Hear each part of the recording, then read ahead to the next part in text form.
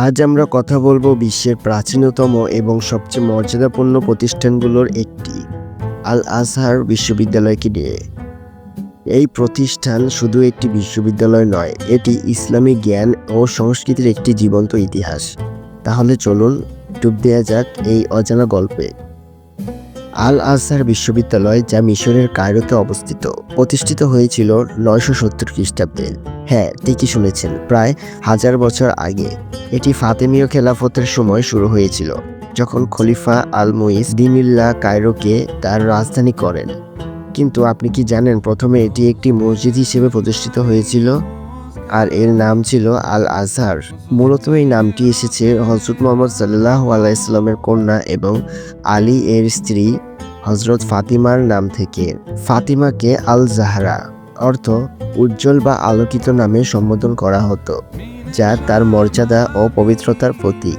ফাতেমি বংশ এই নামটি বেছে নিয়ে তাদের ধর্মীয় ও ঐতিহাসিক ঐতিহ্যকে প্রতিফলিত করতে চেয়েছিলেন, কারণ তারা নিজেদেরকে ফাতেমার বংশধর হিসেবে দাবি করত।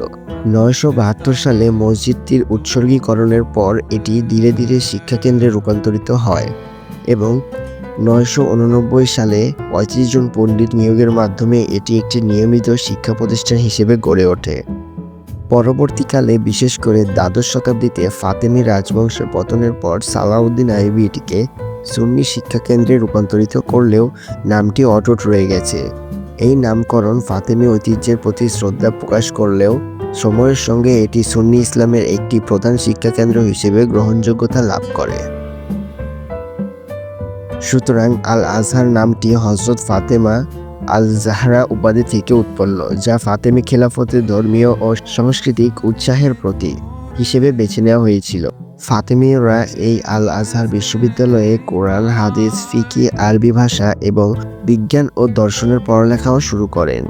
একটা সময় এটি এমন এক জায়গা ছিল যেখানে শিক্ষার্থীরা দূর দূরান্ত থেকে এসে জ্ঞানের আলোয় আলোকিত হতো। কিন্তু একটা অজানা তথ্য জানুন, আল আজহারের প্রথম দিকের শিক্ষকদের মধ্যে ছিলেন এমন কিছু নারী যারা হাদিস ও ফিকহের উপর পাঠদান করতেন। হ্যাঁ, এই প্রাচীন প্রতিষ্ঠানে নারীদের অবদানও ছিল অসাধারণ। এখন একটা মজার তথ্য দিই, আপনি কি জানেন আল আজহারের লাইব্রেরি এক সময় বিশ্বের সবচেয়ে সমৃদ্ধ গ্রন্থাগারগুলোর মধ্যে একটি ছিল। এখানে লক্ষ লক্ষ পাণ্ডুলিপি ছিল, যার মধ্যে অনেকগুলো ছিল বিজ্ঞান, গণিত এবং জ্যোতিষবিদ্যার উপর। দুর্ভাগ্যবশত মধ্যযুগে বেশ কিছু অগ্রাসনের সময় এর অনেক পাণ্ডুলিপি ধ্বংস হয়ে যায়, কিন্তু তবুও আল আজহার তার জ্ঞানের ঐতিহ্য ধরে রেখেছে। আল আজহার শুধু ইসলামী শিক্ষার কেন্দ্র নয়, এটি একটি পূর্ণাঙ্গ বিশ্ববিদ্যালয় যেখানে ইঞ্জিনিয়ারিং, মেডিসিন এবং ব্যবসা শিক্ষাও দেওয়া হয়। বিশ্বের বিভিন্ন দেশ থেকে প্রতি বছর হাজার হাজার শিক্ষার্থী এখানে পড়তে আসে। আরেকটা মজার তথ্য হলো, আল আজহারের গ্র্যাজুয়েটদের মধ্যে রয়েছেন অনেক বিখ্যাত ব্যক্তিত্ব, যেমন মিশরের সাবেক প্রেসিডেন্ট মোহাম্মদ মোরসি এবং আরব লীগের সাবেক মহাসচিব ওমর মুসা। তবে আল আজহারের ইতিহাস শুধু গৌরবের নয়, এটি অনেক চ্যালেঞ্জের মুখোমুখি হয়েছে। মঙ্গল আক্রমণ থেকে শুরু করে ঔপনিবেশিক শাসন, এই প্রতিষ্ঠান বারবার নিজেকে নতুন করে গড়ে তুলেছে, আর আজও এটি ইসলামী বিশ্বের একটি শীর্ষ কণ্ঠস্বর হিসেবে কাজ করছে, যেখানে মধ্যপন্থী ইসলামের বার্তা ছড়িয়ে পড়ে।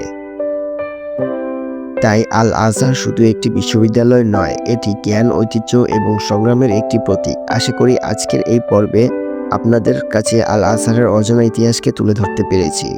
আপনারা কি মনে করেন নিচে কমেন্টে জানান, আর আমাদের সঙ্গে থাকুন এমন আরও ইতিহাসের গল্প শুনতে।